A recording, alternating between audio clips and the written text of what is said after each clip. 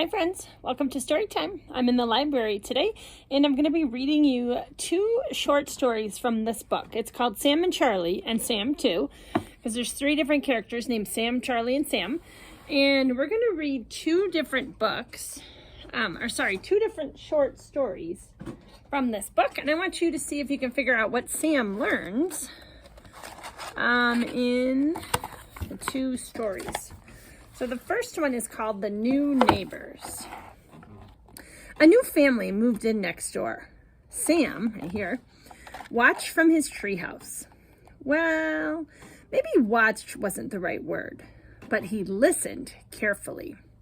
Finally, Sam heard what he had been waiting for. Charlie, don't forget your baseball mitt. Charlie, stay where I can see you. Charlie, time to come in for lunch. Sam climbed down from the treehouse, hurried next door, and rang the bell. A girl about his age opened the door. Hi, I'm your neighbor, said Sam. Where's Charlie? Here, said the girl. Here where? Said Sam. Me, said the girl. I'm Charlie. No way, said Sam. Charlie is a boy's name. He looked down at Charlie's baseball mitt. Isn't it? Well, I was named for my great-grandmother, Charlene, explained Charlie. But I'm warning you, never call me Charlene. Who's this? Asked a smaller girl, coming up behind Charlie. I'm Sam, answered Sam. No way, said the girl. That's a girl's name. Sam, meet my little sister, said Charlie. She's Sam, too. Named after great-grandma Samantha. Sam grinned. Welcome to the neighborhood, Charlie and Sam. Sam, too, he said. How about a game of catch? All right, so that was the first story, just to kind of introduce you to who Charlie, Sam, and Sam are. And then the second second story is a little later on in the book, and it's called I'm Sorry Day. And you'll see why I picked this one in just a minute. Every year in the fall was a day the grown-ups called Yom Kippur.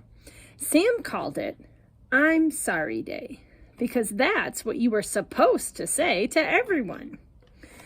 When he came back from synagogue that morning, he saw Charlie was back from her synagogue too, and she was sitting on the back porch. Hi, Charlie, he said. I'm sorry. Huh? Said Charlie. What are you sorry for? I don't know, said Sam. It's Yom Kippur. I'm sorry day. I'm just supposed to be sorry today. Said Charlie. You're not very good at this. You're supposed to be sorry for something. Like, I'm sorry I sneezed in your face that time when I was sick. I really did have time to turn away. I just forgot. Oh, I get it, said Sam. Okay. I'm sorry if I hurt your feelings when I laughed at your new haircut. If you hurt my feelings, said Charlie. That doesn't sound very sorry.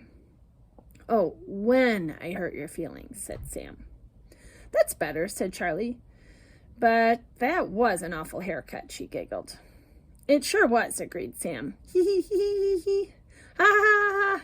Charlie pulled her hair down over her eyes with one hand and straight up in the back with the other. Ha ha ha ha ha. Ha ha ha ha ha, laughed Sam, making his hair stick up too. Hee hee hee hee.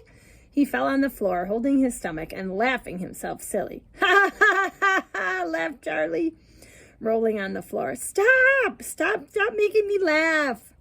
Sam too came onto the back porch. What is so funny? She asked. Yom Kippur, answered Charlie, still cracking up. It's hilarious. Not really, said Sam too. Charlie and Sam stopped laughing. They stood up. They promised each other they'd try harder and be even better friends in the coming year. But we're going to still make a few mistakes, said Charlie. We need something to laugh about on the next I'm Sorry Day. The end. And there's Sam, Charlie, and Sam too. All right, friends. I hope you enjoyed meeting Sam and Charlie, and Sam too.